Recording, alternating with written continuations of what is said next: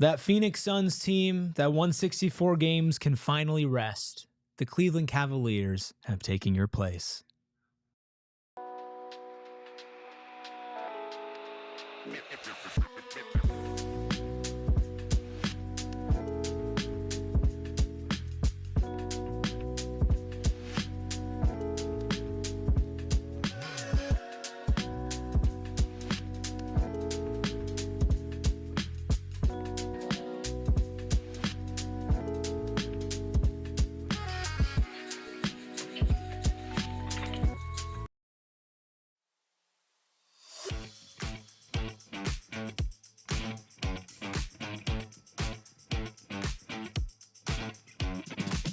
Psychos and sickos unite for another edition of PHNX Suns. Of course, we're all hanging out here on a Wednesday. I'm Erik, that's Stephen, Noah behind the Mac, making all of the magic happen. But of course, the most important people in the chat hanging out with us live on YouTube after the fact. And of course, our beautiful, wonderful audio listeners. Hit that like button, hit that subscribe button. 5-star reviews on audio go a long way in helping to grow the podcast. This ain't Mike is glad that I made it back up from the farm up north.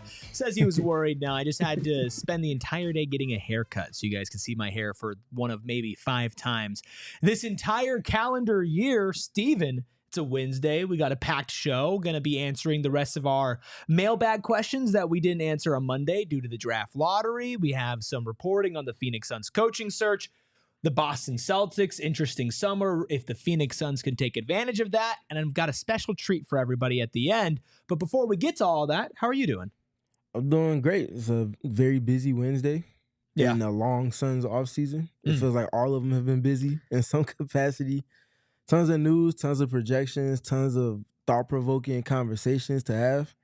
And it all kind of culminates and it seems like it's rounding out into the Suns making a head coaching decision, maybe potentially a whole lot sooner than even they expected. Well, let me congratulate you. We have made it officially a month. Yesterday was 1 month since the Phoenix Suns' final game, April 13th. Now it's May 14th.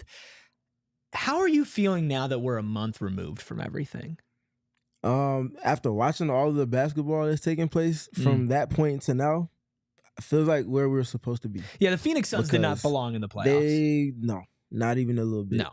And that's in respect to the individual talents of Booker and Durant.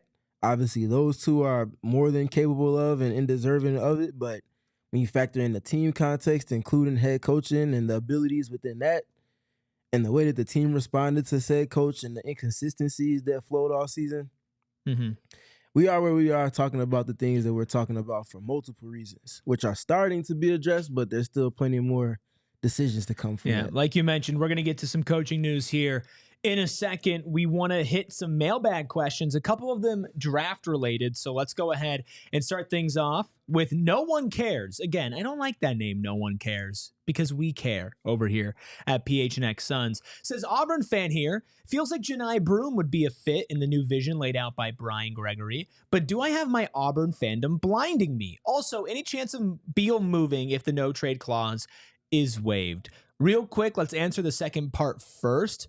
If Beal's willing to waive the no trade clause, I think there's maybe like a 5% chance somebody would want to trade for him, but it's a long shot. Definitely a long shot. And that's the issue with it all. And that's why we got some tough decisions to be made, considering the implications that it'll have for the decisions that they might want to make and that they'll actually be able to make in respect to the silly second tax apron, which is Matt Ishbia's best friend right now. The silly second tax apron. I like that. Something not silly, though. This ain't Mike brings up a good point before we keep on going in this mailbag. Says, Steven, bro, your deep dives are good as hell. What went wrong with the Suns? Volume 2 went up last night. Oh, yeah. Appreciate that. Mike's been fun. Mike is the guy that just got into the diehard, He's right? one of our newer diehards, yeah? Yeah, he's been active in there, too. We appreciate you, Mike. Talked about Devin Booker and Kevin Durant and how they were done a great disservice for the lack of nuance to the approach on offense, especially having those two involved in primary action. So that's up on our YouTube page right now. So once we get done with the pod here, you can kind of transition over there and have some fun with that. About 24 minutes of just basketball talk. Definitely check that out. Back to the first part of No One Cares question. Are you familiar with Janai Broom? I heard the name a lot. I had to do a little research. I would say it's hard to project who's going to actually be available because of the tricky spot where the Suns are at the end of the first round. And, having to wait to see what 28 other teams are doing and try to have your ducks in a row before your second pick as well. So it gets a little murky trying to figure out who will actually be available for him. So I think Janai Broom will probably be available at the end of the first round. Janai Broom was a great college player, averaged about 18 and 10. Personally, I don't think he's going to be a good NBA player. Now, he's smart. He's got the skill, but he's undersized. He's not extremely athletic. To me, he screams like really, really good G League player that you keep on telling yourself should be in the NBA. And then when he gets to the NBA, it just doesn't translate as well. And part of that is the NBA draft lottery combine. And he did his vert test. And he had a really, really bad vert. In fact, so bad that Duolingo roasted him. Quote tweeted his vert saying, learn Chinese and try Super Duolingo today. That's tough. And that is where when you have a player like this, like you want to look at the physical things, but you also want to pay attention to the intangibles. And what comes to mind when looking at Broom is Kyle Anderson. So a player that does not have the athleticism that you might desire from the position that they'll be playing, but do they have the smarts to take away little things and kind of chip away at the margins to where the lack of athleticism isn't felt? Yeah, Kaiser Sose says he's 6'10", he's not undersized, he's just not tall. The thing is, he doesn't have a jump shot, and he's not super athletic. So for the type of position he'd have to play, I would consider him a little bit undersized for that type of archetype. If you're going to have that skill set, that mobility, I need you to just be physically a little bit bigger. I'm not sure what his wingspan is. I don't think it's that large either. This A Mike says you can't have hops like that unless you're 7'8". Not 7'8".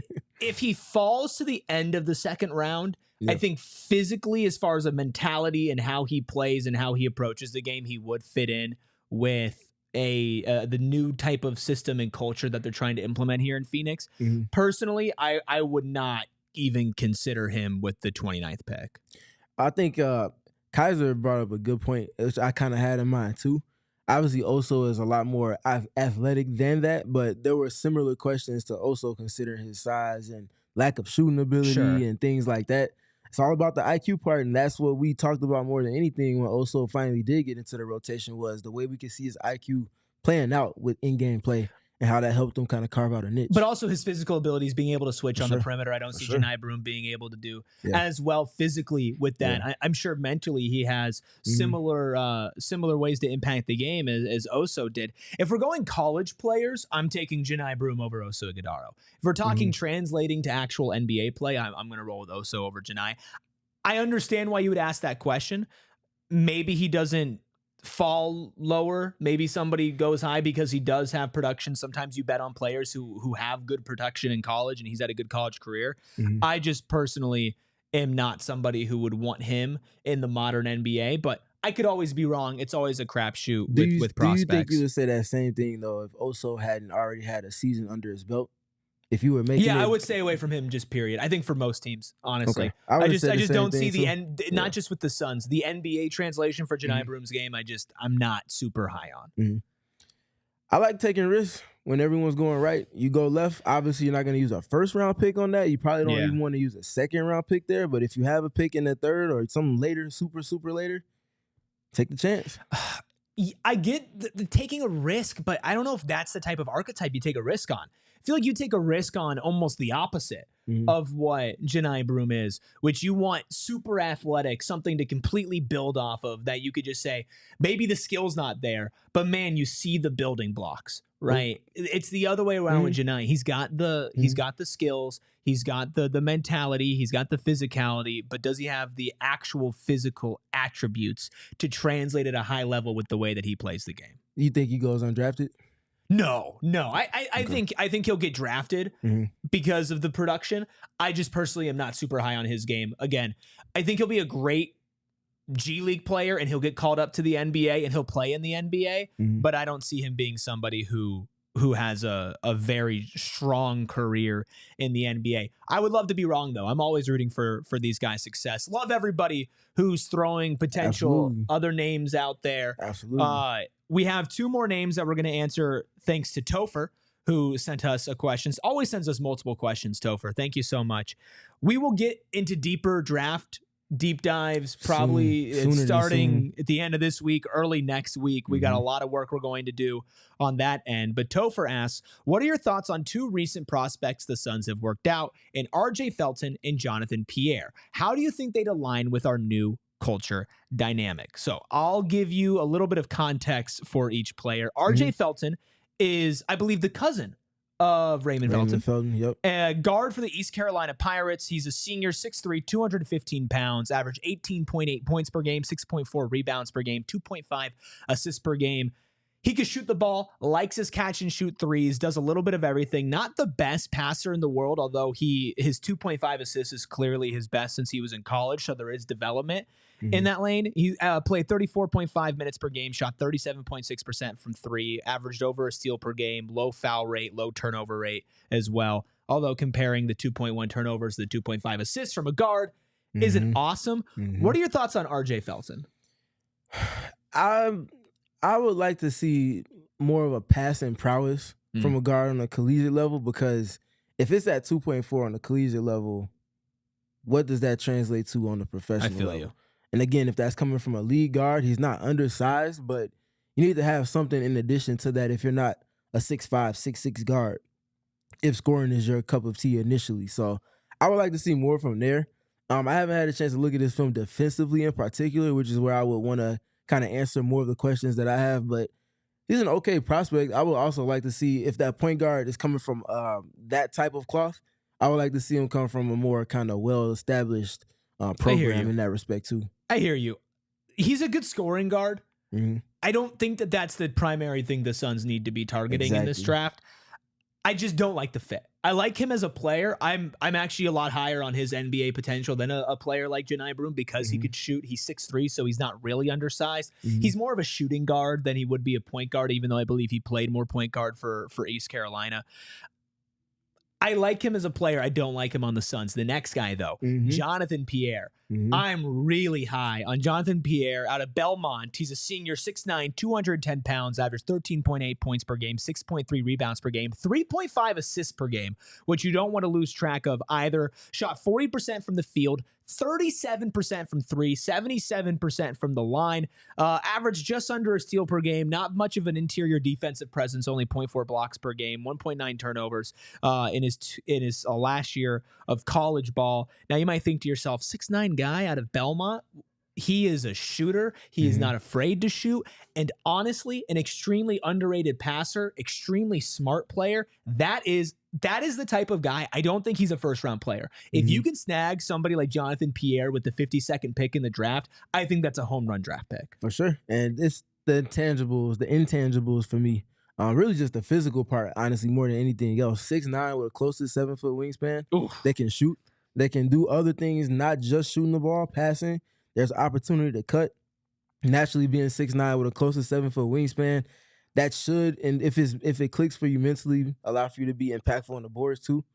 There's a lot to build around there. He is very much the archetype, if they're looking at wings, that I would be hoping that they brought into their context going forward. Is he the type of player, I don't know if he has a first-round grade. I haven't done as much deep dives as what other people are saying. I've just watched his film. Is he the type of player that you would maybe be looking at 29 if you feel like you can't get him at 52, considering that he does fit the mold, not just around Devin Booker, but in the modern NBA very well? Plus, he's a senior, so he might be more ready to contribute immediately.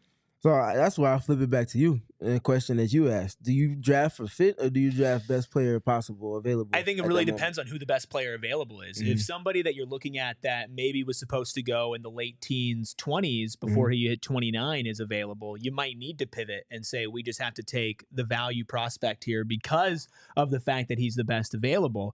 But with Ryan Dunn, I believe that you drafted for fit. Even though he was still up there as best available, but like Tyler Kolek was also considered best available and somebody the Suns could go with. But he was a guard, and you already were planning on solving your guard issues through free agency. And you saw how Ryan Dunn's fit next to Book would be great. Now, by the time you hit the draft, who knows really what the makeup of this team is going to be, considering free agency and trades and whatnot. So you might have to pivot to best player. But if it's close, let's say all the draft prospects were gone, and let's say you have like a 35 to 39 grade on Jonathan Pierre that he's going in the draft. I'd probably take him at 29 if there's not somebody else that stands out, because to me, the shooting is intangible, right? Like, you need that for sure. The wingspan is translatable to the NBA. It's the 3.5 assists per game. On a team like Belmont that's not surrounded by the best talent, you watch him play and he's making reads on the run, great passing ability. That is the type of player that will probably never be a superstar, but will, if that skill set translates in the way that we think it can, could carve out a long career in the NBA. And we've seen how those type of guys can impact the Suns like a Ryan Dunn. For sure. So then my question that I pose to you is, would you trade back? Not unlike the Suns did. It was for Dunn last. Yeah, they traded back for so if Dunn. You're confident in the pick, you just don't want to take him at that moment, but you know no one else is going to. Can you trade back and get a little bit more value for that pick? Depends on who slides, but sure. I would be open to that as the Suns, considering that they then used one of the second-round picks from trading back for Dunn to trade up and draft Oso. Exactly. So if you identify somebody else in that area and you want to move up, or bank that second-round pick, and we're going to get into some Celtics trades later and whatever you're trying to do with Grayson or with Royce, and you can attach a pick onto that as well. Yep. Jonathan Pierre is somebody that I would definitely keep my eyes on if I'm a Suns fan, because it's an attainable name. In my mind, it's not wishful thinking. So I like Jonathan Pierre. Topher, love that question. Thank you so much. Let's keep it rolling through the rest of our mailbag questions here, but we are first going to take a quick break.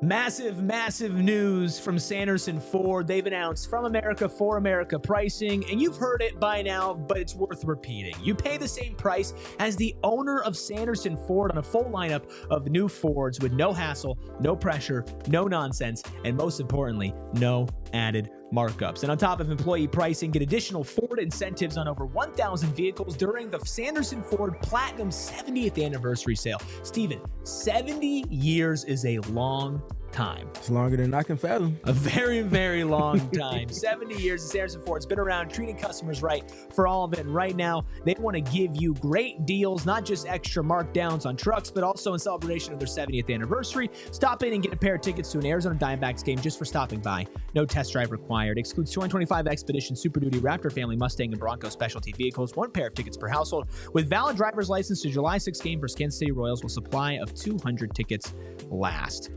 The draft is coming up. You can always put money down on the draft. Of course, the NBA playoffs have been wild, but maybe you knew exactly what was going to happen. That's why Bet365 is here for you and the over 90 million users that it has worldwide. They have early payout offers across the NBA and the NHL. They pioneered live in-game betting, which if you are a Cavs fan, you probably wanted to fade your team during the games these last couple, and you could have done it with Bet365. And right now, new customers get $150 in bonus bets when you bet $5 win or lose. Sign up, use code PHNX365, deposit 10, place a bet for 5, and get $150 in bonus bets if your bet wins or loses. Bonus bets can be used on spread, total, player prompts, futures, and more. Just remember, whatever the moment, it's never ordinary over at Bet365. You must be 21 plus and physically located in Arizona. If you or someone you know has a gambling problem and wants help, call 1-800-NEXT-STEP, text NEXT-STEP to 53342, or visit problemgambling.az.gov.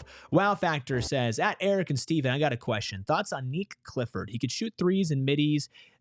He's the next Nas/KD. I've looked into Nick Clifford a little bit. I do not think that he will be available with where the Suns pick, but he might be a trade-up candidate. That's somebody that we'll dive into a little bit later in this offseason. Very soon, but not today.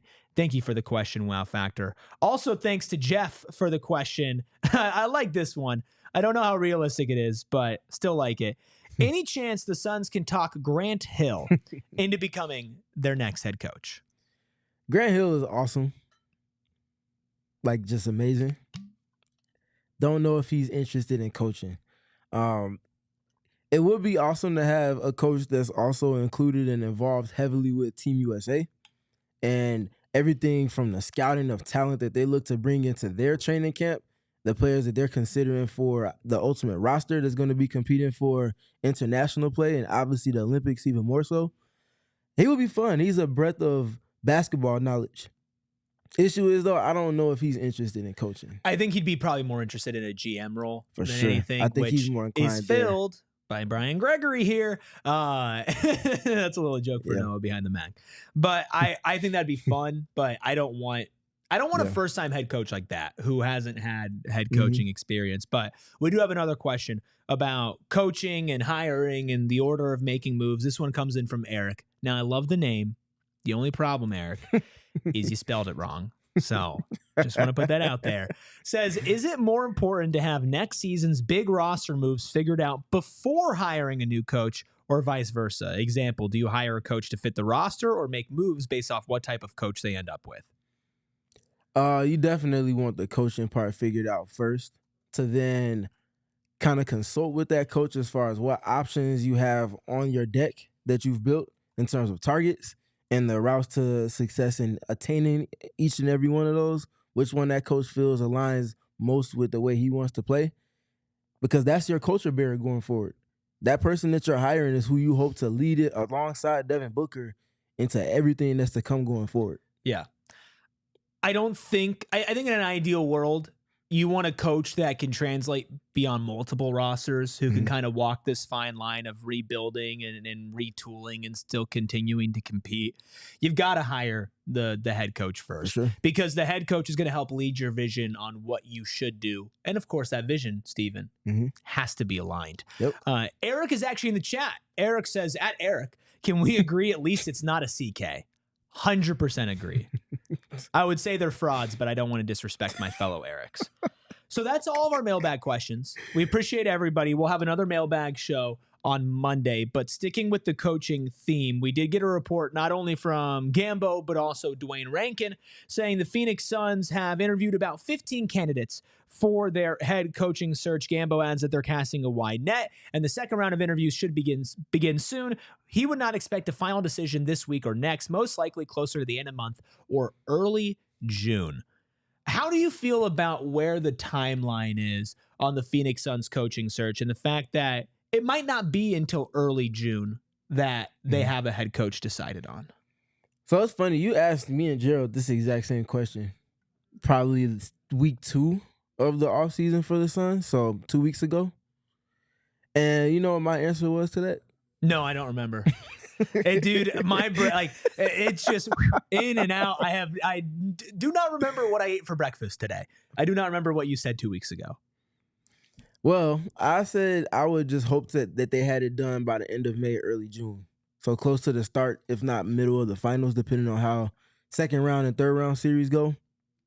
So this timetable kind of matches the frame of mind I had been kind of anticipating it would.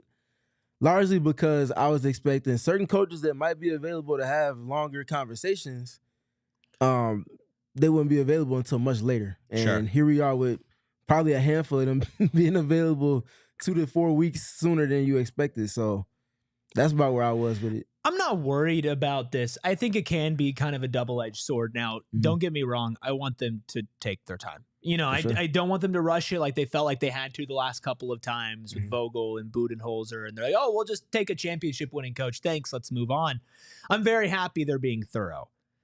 That being said, the longer you go without a head coach, the shorter runway you have to discuss your identity, to discuss what kind of free agents that you would want them to get or who you should be targeting in the draft. That doesn't mean you don't have time. And I'm sure all of those who are interviewing, part of the interview process is, who would you want to sign? What type of team would you want to be? How would you coach Devin Booker? What if we kept Kevin Durant? I'm assuming this is all part of the interview process, right? Yeah. So all these coaches should already be thinking about what they would do if they were in this position, but it's a lot different when you're thinking about what you could be doing versus, oh, this is my job now. So I would say early June is the latest that I would want it. For sure. That being said, if it's a difference between picking who they think is the right guy or not the right guy, I'm fine being a little bit more patient. I also think in respect to when trades typically get going again, I think there's been probably over the last like 5 to 10 years, maybe 1 or 2 trades that have taken place during the finals. Usually that as soon as that final buzzer goes off and the confetti's falling, that's when everything starts picking up traction and phone calls are being made and plans are starting to be executed upon as far as that goes. So if they get it done by the end of this month, if not early June at the latest, that puts them in alignment with that type of timing that I'm speaking to. That's what I would be hoping for. Yeah, of course, we'll keep you up to date right here on PHNX Sports. If a coach gets hired, breaking news pod. As always, hit that like button. So many of you guys hanging in here on a Wednesday. I'll tell you what, though, not enough likes. I would say actually a shockingly low number of likes. So please get that up. Well, actually, we're not even going to say a word until we get 100 more likes. Sorry, Mario. I was saying it way before it became famous and popular, so you can call me a trendsetter, honestly. Oh, did you say alignment? I did. Yeah. If we had an alignment tracker, I probably said it about 75 times this season. I need Brian Gregory to say on consistency. Matt Ishbia in the chat says, my fault for not hitting the like button. Come on, Matt. Hit that like button. We love accountability, though. We do love accountability. Another A word. And being aligned as well. Wow Factor says, y'all tripping. Get those likes up. Well, the way that we branded this show, I feel like it's opening up a very big conversation. That's a crazy comment, Matt Ishbia. What? Can the Phoenix Suns take advantage of the Boston Celtics downfall? Now, Steven, tonight, Boston-New York play. Here's a sentence you didn't expect. Boston down 3-1, an elimination game at home. Mm-hmm. Of course, without Jayson Tatum, because he tore his Achilles, which is awful. I want to make sure it's very clear that we are sending our best wishes to him. We know it's awful. The Celtics already faced a lot of questions this summer, whether they won another chip or not with their current roster construction. When I say, can the Phoenix Suns take advantage of the Boston Celtics downfall, your answer would be? Absolutely. How? By watching this game unfold as you hear the Undertaker music playing in the background, going into this game tonight with the New York Knicks. I think the Knicks finished the job. I think they take advantage of an unfortunate situation, very extremely unfortunate. Prayers up to Jayson Tatum, but even when Jayson Tatum was healthy in this series, the Knicks were handling their business more than Boston was in terms of the win-loss margin. Because of that, and the answers that Boston has had to answer, or the questions that Boston has had to answer against this Knicks team, and they haven't been able up to snuff with it, I just don't know if they have enough at this point. Jayson Tatum is their identity stamping figure. I know people say Jaylen Brown has been their MVP for multiple respects, but JT is the best player. Yeah. JT is the culture bearer for them, and he's their go-to when things get tough. Now that puts Derek White, who's been their closer in a lot of scenarios, in a different situation because it's not coming with JT on the court.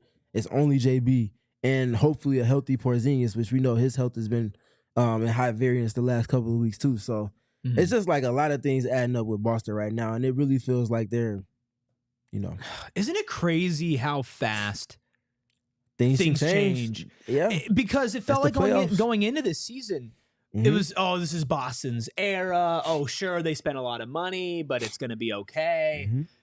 They're going to run the East. And now you're looking at it, the Cavs just got eliminated by the Pacers. The Celtics in 5, which is crazy. The Celtics are on the verge of getting eliminated by New York. Even if they win tonight, who knows if they actually have enough power without Jayson Tatum to do anything against a New York team that's risen in the playoffs, much to many people's, or not with many people's expectations. What is the number one player, before we get into specific trades, that you feel like the Phoenix Suns should be targeting to try to land if they make a trade with the Boston Celtics? Oh, that's such a tough question because they obviously have a lot of talent. I would say in terms of what I feel is realistic, and by that, I mean, I don't think that Jaylen Brown is gettable. I could certainly be wrong, and if the Suns are able to get their hands on Jaylen Brown, I would love to come back in June and say, hey, I was wrong. Job well done, Mr. Gregory. But Job well done, Mr. Gregory. I just don't think he's available even with the current Tatum situation. So for me, it's Porzingis. And it's because the weakest position on the Suns roster right now is the center position. Yeah. And it's not just his three-point shooting. it's the dynamics that he brings to the court on defense as well. Having done so in a championship-winning fashion last season, that team looked night and day in comparison to what they were without him versus what they were when he finally came back in the finals last season. And those dynamics in an intangible fashion before you get to his literal skill, it's everything. I think it's interesting considering that they're going to have to, I don't know if take a year off is the right way to put it, but Jayson Tatum's not playing basketball for them next year. And if he is, retool for sure. So you're spending a lot of money. You need to get off a big contract. The way that your team is built is not sustainable. I'm not sure if Jaylen Brown is completely untouchable because it might be unsustainable to have 2 contracts of that size with what else they're trying to do, which is why I put together a trade for Jaylen Brown, plus some other trades that you and I put together as well. We're going to get to those. And then again, I have a very special treat for everybody after this break. It's just a fact of life, Steven. What's that? You need a checking account. Facts. You can't avoid it. Even if you want to, you can't. Long gone are those days where your grandparents put the money under the mattress. And maybe if you do put money on a mattress, you're not trying to open up a checking account anyway. But I digress. If you are opening up a checking account, might as well get one with built-in benefits. That's where My Style comes in with Mountain America Credit Union. Make My Style your style. And with My Style, you can get restaurant deals, mobile phone protection, telehealth access, identity protection, loan rate discounts, offers on travel and events, and so much more. Get a checking account that works for you because you work hard to earn your money. Visit macu.com/mystyle to make it your lifestyle and to apply. Insured by NCUA. Membership required based on eligibility. Some benefits require no cost registration and activation. Terms, conditions, and exclusions do apply. It's getting hotter. I keep on saying it, and it keeps on getting hotter, and it will only get hotter. And if you want to extend your outdoor living space, plus also up the value of your home if you're eventually looking to sell in a couple of years, check out All Pro Shade Concepts. The roll-down patio shades block out the sun and keep your patio up to 20 degrees cooler with hundreds of colors and durable fabrics to choose from that not only look good, but withstand the AZ sun, fit in with whatever your HOA is trying to make you obey, and so much more. Plus, you can trust them. Easy, quick, seamless installation process. Most trusted local shade company, voted #1 by Ranking Arizona for patio shades in 2024, an A+ Better Business Bureau rating, and over 1,000 5-star reviews on Google. From humble beginnings and in business for over 20 years in the Valley, they started making window shades by hand for friends and family in Phoenix, and now they want to be your friends and help you out and make a better home for your family. Call 623-204-1476 or visit allproshadeconcepts.com right now to schedule your free estimate. Shout out Oren, Sky Falcon, Harib, Mario Not Bros 2, Wow Factor, This Ain't Mike, JDQ, and Jeff, who says I don't know anything, which I do appreciate. Says I don't know anything about Janai Broom because he's one of the best post players and rebounders in the game. And I said that's awesome, and I agree with you. He is a fantastic college player. Well, I can tell you why he won't be a Sun. Because Auburn put Michigan State out of the, was it Sweet 16 or Elite? I think it was the Elite 8. Was it the Elite 8? I think it was. I think it was Elite 8. Either way, you kick a Spartan dog out, you're not coming through. It's okay. You don't have to agree. Listen, you don't have to agree with me, Jeff. I said I was wrong. It's okay. But I do appreciate you being here. Shout out Michael, also joining in here as well. Want to go through some trades the Suns could potentially make with the Boston Celtics? Let's first add. Well, okay, we can do that. No, go ahead. I was just gonna ask generally if there was one player that you could get in return for KD, whether it be a straight up trade or a multi-team trade. In a realistic fashion, but I guess that's relevant. No, it's relevant because he is up in the air right now. So Giannis would be your pick. I mean, if there's a way to replace Kevin Durant with Giannis, realistically, Jaren Jackson Jr., who spoiler alert, might be in one of my trades here, I think that'd be a good fit. Plus, you'd have to give him an extension and whatnot. So you have to be willing to pay him. There's that side of it as well. Is there a specific player for you? Yeah, it was Tripp for me. For one. For everyone that's bringing the Michigan State bill, this checks that box off as thoroughly as any other person could be added in the league in respect to Michigan State. But it was him in tandem or independent of, why am I drawing a blank right now? Nick Claxton. Claxton? Okay. It was those two, both of those players, ambiguity as far as their situation with their present franchises. Yeah. And I just feel like there's opportunity for the Suns to swoop in and potentially make something happen. So, Jaylen Brown is a very talented player. Jaylen Brown's future with the Celtics, I'm not saying it's not secure, but it feels like everything is on the table. Mm-hmm. I want to preface this by saying I am not saying that the Boston Celtics would do this trade. It's hard to make the money work. It's got to be a 3-team deal. So let me put on my Gerald cap and put this together. So starting with the 3-team deal between the Spurs, the Celtics, and the Suns. The Suns get Jaylen Brown straight up, right? The Spurs get Kevin Durant straight up. The Celtics receive cap relief in the form of Devin Vassell and Harrison Barnes. Vassell under contract for a lot cheaper of a price than Jaylen Brown. Harrison Barnes is an expiring contract this year, which of course they're going to eat because this is a Jayson Tatum-less year. You get the Spurs 2025 first-round pick in number 14, their 2027 first-round pick, and their 2028 first-round pick. So the Suns are giving up no picks here. All the picks are coming from the Spurs, and all the players are coming from the Spurs. The Suns get Jaylen Brown. What are your initial thoughts on this 3-team deal? I wonder, first of all, like I mentioned earlier, does Boston actually want to part ways with JB? That I just don't know if they're willing or wanting to do that. And Kevin, our resident Celtics fan, is shaking his head viciously. He said, "This is gross." I just don't know if they want to move on from him, and because of that, I don't know how realistic it is that this can happen. And the other thing for me is because they want to clean their books up in certain respects. We have the report that came out last week where they were talking about they're likely going to have to part ways with one, if not both, of Drew Holiday and Kristaps Porzingis. Right. And because of that is why I also feel like they would want to keep JB for this next iteration of who they hope to contend with going forward. Yeah, I think this is unrealistic, to be honest with you. It was just really one of the only frameworks that I could see where, I mean, Boston, if you're trying to talk them into it, they get Devin Vassell, who is a fit with Jayson Tatum. He's a younger guard. You have 2 older guards right now in Drew Holiday and Derek White. You might try to move them. You're armed with the 14th pick in this year's draft, plus 2 more first-round picks that you could trade to make a win-now move in the future. Jaylen Brown's contract is very high. His injury history is not amazing. And by the time that Tatum gets back, he's going to be up for another extension. So if you can't move Porzingis, if you can't move on from that, I don't see this happening, but that's one of the only ways that I could see it happening. I put together another trade, this one not involving Jaylen Brown. I'm very curious what everybody thinks about this one because it's kind of nuts. The Suns would receive Kristaps Porzingis and Jaren Jackson Jr.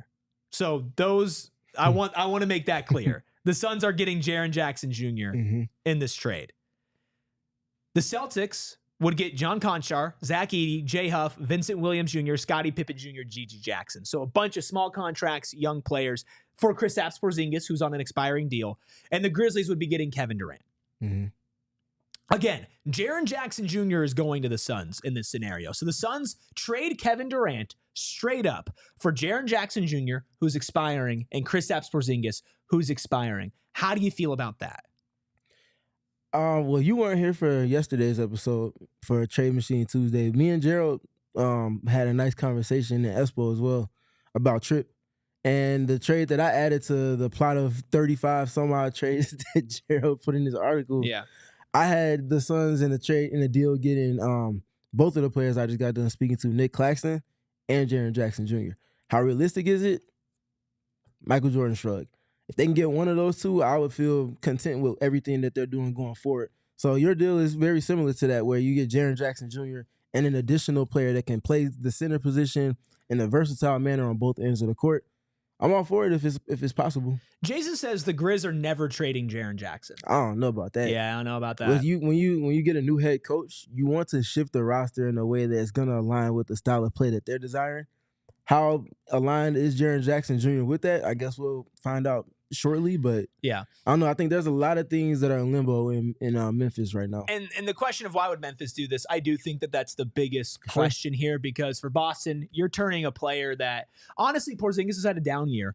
Who knows what the hell is going on with his illness? Super weird. Not going to get into too many conspiracies here, but super weird. You turn that into a bunch of young contracts, young players. That's a huge win for them. Again, that's the only way the money works in this. Memphis is gutting their entire roster, but not their picks, to get Kevin Durant to pair with Desmond Bane, John Morant. You're going to have to basically revamp everything else with your picks, free agency signings, and whatnot. Yeah. It's a tough sell from Memphis's point of view. It's basically new coach. We want to go in and we want to make a big splash and get Kevin Durant. I think Memphis is the one who says no here, but I think this one's a little bit more realistic than the first one. Yeah, I could see a world in which this, if Memphis is out on trip for whatever reason, and they're trying to figure out what's the best return they could get for him, how much better are they gonna get than getting KD and some picks? Yeah, it's interesting also with the Jaren Jackson Jr. contract situation. Sure. Because he's going to want a contract extension. Sky Falcon says it's also tricky because he won't sign an extension if it's not enough money, and then he'll be an unrestricted free agent in 2026. Now, of course, you're talking about trading Kevin Durant here, who would also be a free agent. But I think I would sign Jaren Jackson Jr. to an extension. Not only would you do it, but I would do it. And not only would we do it, but Matt Ishbia would open up the entire 100%. Come on, man.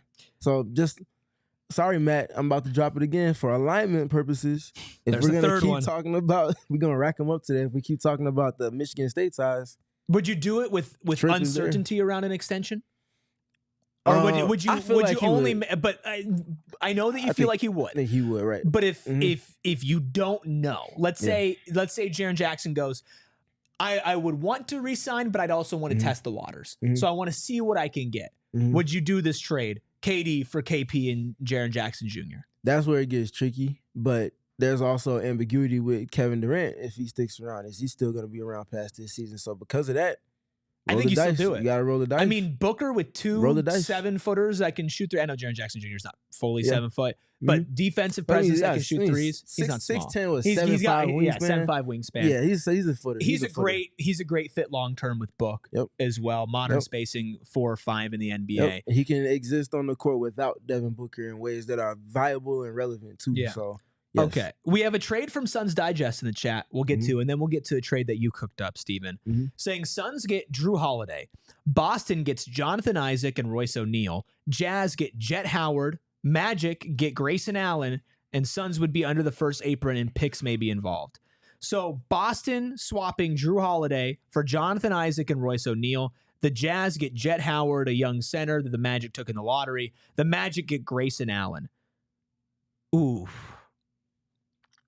The Suns would need to be under the first apron, and picks would probably need to be involved because I don't know if the Magic are moving on from Jet Howard and Jonathan Isaac for just Grayson Allen. Yeah, it feels like Orlando would need much more for this deal to take place, but I think there might be something that you're working with there. You just might have to tweak and adjust, who's getting what and the numbers with everything a little bit more. But I like the thought exercise, and I implore for everybody that's got trade ideas to go out and test the waters on a good old trade machine. Yeah, use a trade machine that has updated contracts for next year and make sure that it works. We can't give away free ads. No free promo. No, we can. No, it's fine. Okay. We could say who. Okay. Well, I would suggest for aesthetics, Fanspo, of course. Yeah, Fanspo's good. I always start with Trade Checker on Real GM. Okay, I like Spot Track. Spot Track equally as formidable. Spot Track I like because I like the layout and the format of it, and you can actually switch and change in between years and whatnot too. But don't use the ESPN trade machine. It's 2025. Yeah, I mean, we are way beyond. They have not updated that interface in like 75 years. Okay, you have a trade. We'll talk a little bit more about the Celtics, and then again, I've got a special treat for everybody. All after we take our final break. Right now, I'm not wearing a hat. It's rare. It's not a common occurrence. It's only when I get a haircut, and this is the first haircut I got all calendar year. But when I am back rocking hats, probably within the next couple of days, because that's just who I am, it's got to be a Brandon Bills cap. Whether it's a snapback, trucker, fitted beanie, or tee, Brandon Bills has you covered with performance and style. If you're looking for some gear to make your brand stand apart from the crowd, well, Brandon Bills is your #1 draft pick. They have partnerships with fantastic schools like ASU. They have Suns hats in the arena. Plus, they have so much more as well, including collaborations with your boys. PHNX. And that hat's actually on sale right now in our locker. It's a Brandon Bills Phoenix hat, and it is beautiful. I love the style of it. I love the fit of it. I play basketball in them when my hair was longer to keep the hair out of my eyes. And the best part is they're a local company. We love supporting local. Head to brandonbills.com. Use code BBPHNX for 20% off your first order. And then shout out to Circle K. Circle K, you can always save money with Circle K. We love them over here. I'm sure you live next to a Circle K? Like 3 of them. Yeah, Noah, you live next to a Circle K? Yeah. Yeah, I live next to a Circle K as well, because everybody lives next to a Circle K. My favorite thing about my new Circle K is that it's on the route that I've been running, and I've been trying to run a lot, and I get kind of dehydrated afterwards and I want to treat myself.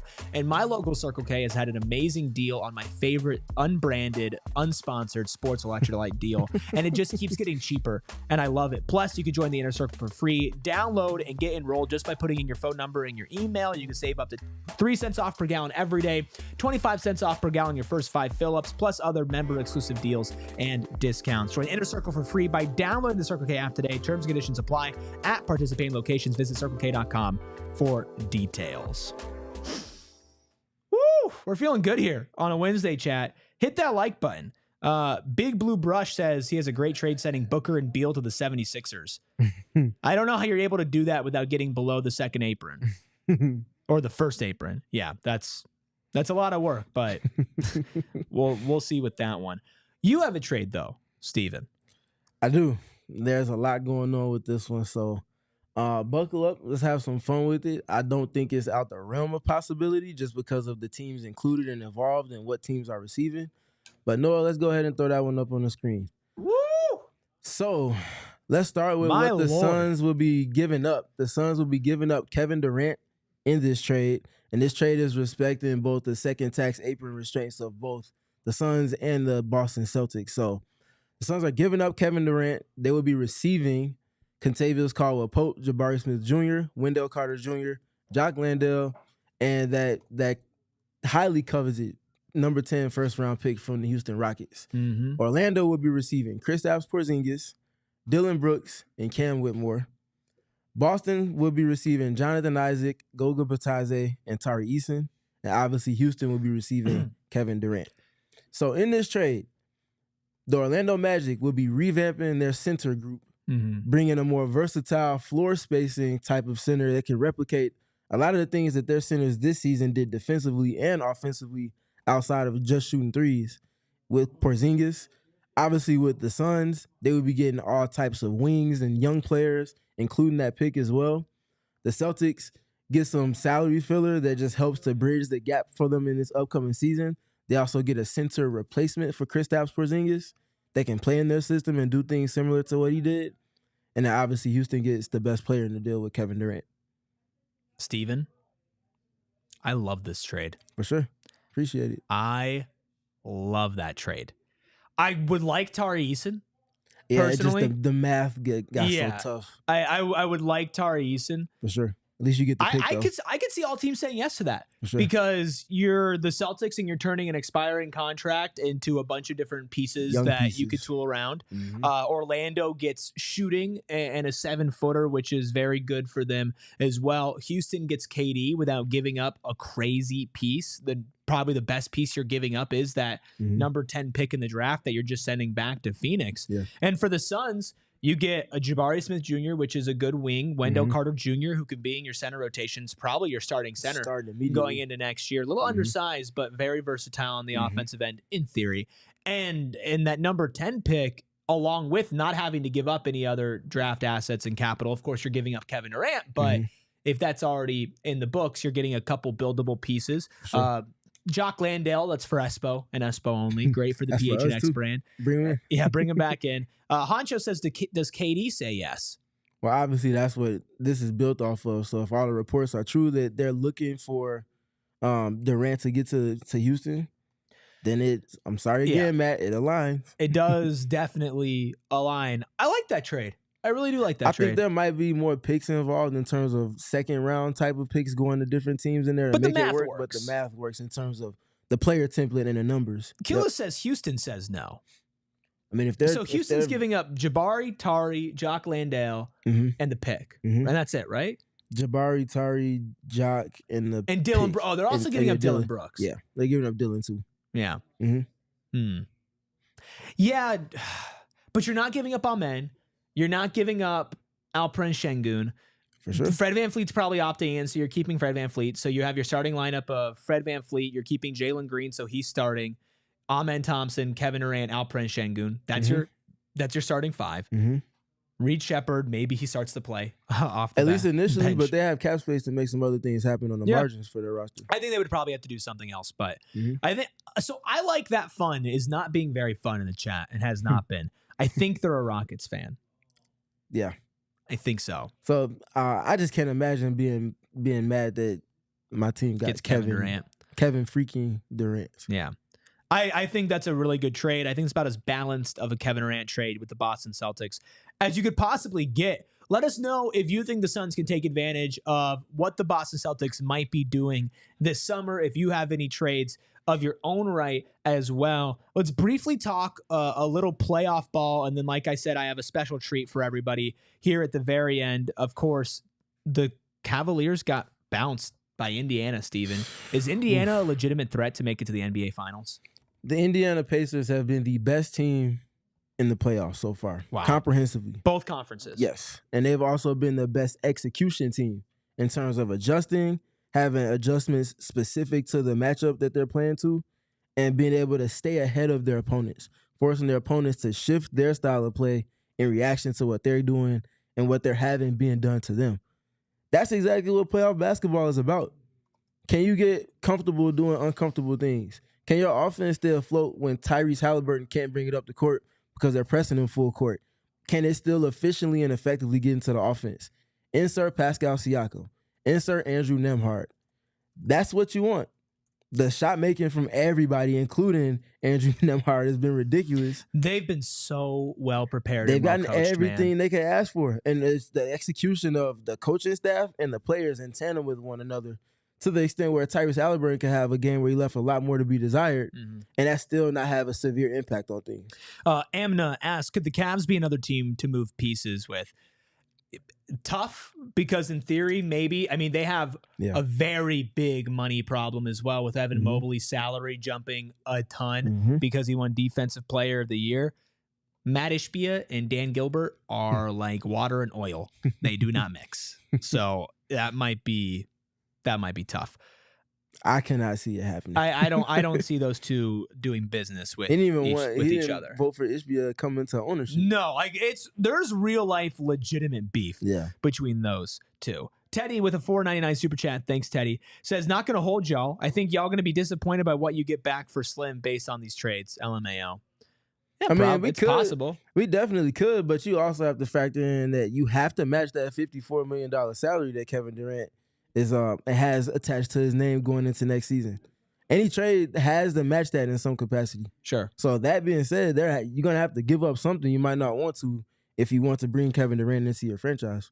He understands that. He's spoken to understanding that.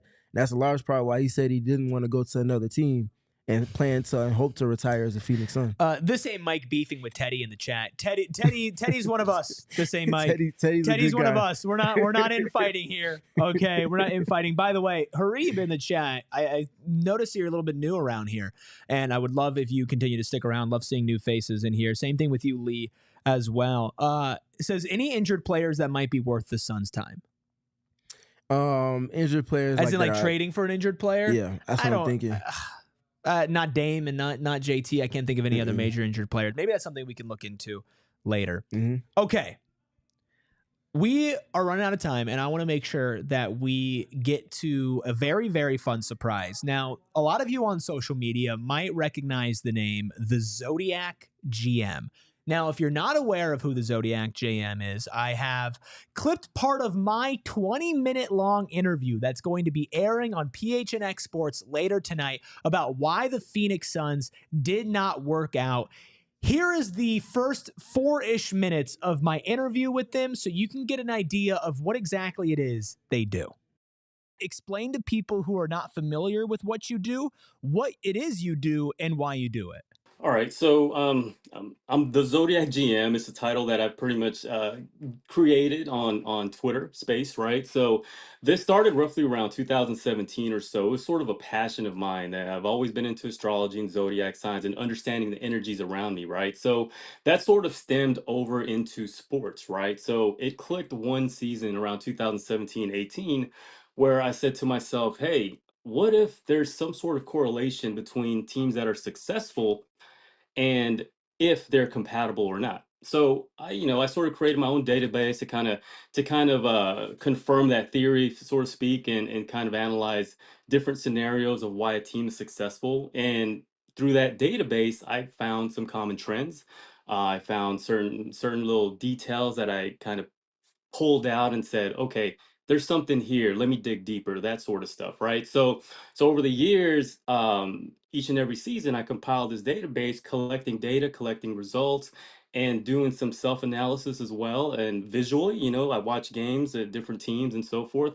And it started clicking to a point where I started making some predictions, so to speak, based on zodiac signs, right? And sure enough, over time, there was a realization, hey, there's something there, because the predictions I would make tend to come true, even if it's subtle. Subtle meaning like if there's a player that just got recently drafted, I can say, hey, this player is going to connect with this player on this current team. And then later down the road, they're either hanging out or they're having, like whenever they're playing the game, even the announcers say, hey, there's chemistry there, like little details like that. So it grew from there to even a little bigger understanding of theories and mythologies and everything else. Your first prediction that people started to pick up on when it came true, just to kind of paint a picture for those who are unfamiliar, what you have thought would happen and eventually it did come true? Yeah, it was for the first tweets. Several of them was just player to player or teammate to teammate compatibility, and there were just the simple ones, right? I would say, hey, LaMelo Ball, Brandon Miller will click, and that's when the night, this is before Brandon Miller got drafted, and the Hornets ended up selecting Brandon Miller, and then there was something along the lines where LaMelo Ball, introduced himself, or they were basically hanging out. And then that little subtle, clip or video that showed up on Twitter, they're saying, hey, Zodiac GM said they were gonna click and they're hanging out. Kind of like that. That was a small part, right? But the bigger one that ended up blowing up was the Dame Lillard trade to the Milwaukee Bucks.